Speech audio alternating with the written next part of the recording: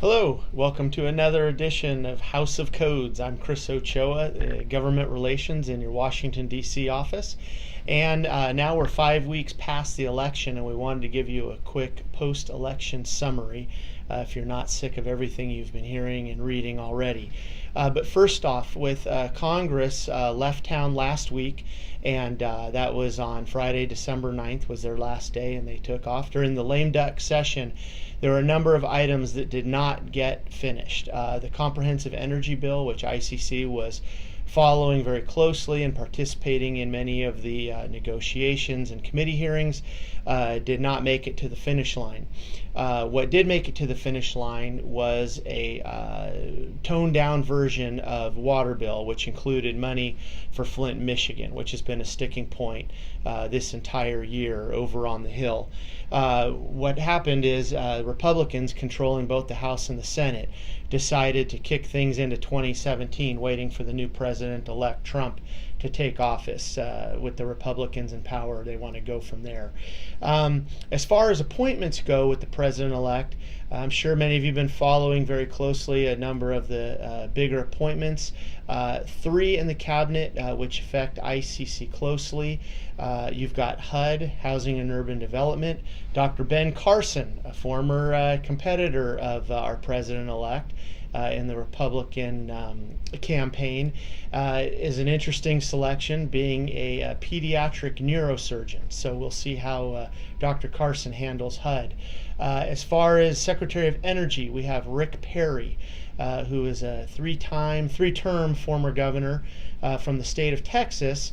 Another interesting selection, considering that when he ran twice, ran and failed for the Republican nomination for president, actually wanted to get rid of the Department of Energy, which of course now he'll be leading.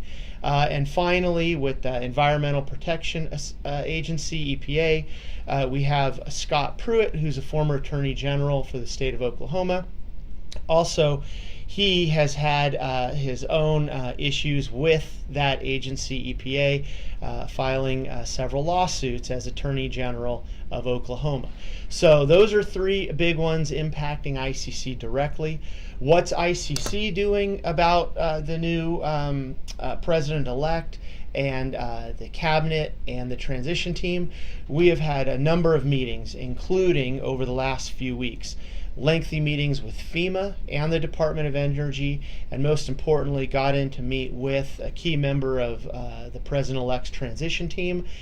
We will be tracking this closely. We do have a President-elect who is a builder, so we'd like to take advantage of that right in the new year, and we're getting in early. Again, meeting with transition members, transition team members, and so we're hoping to get right out in front of all proposals that come from the administration and Congress in January. And finally, we're looking at the first 100 days, which is always a big point for a newly elected president. The inauguration is January 20, and in the first 100 days, we expect a couple of things that you're reading and hearing about. Tax reform is a big one.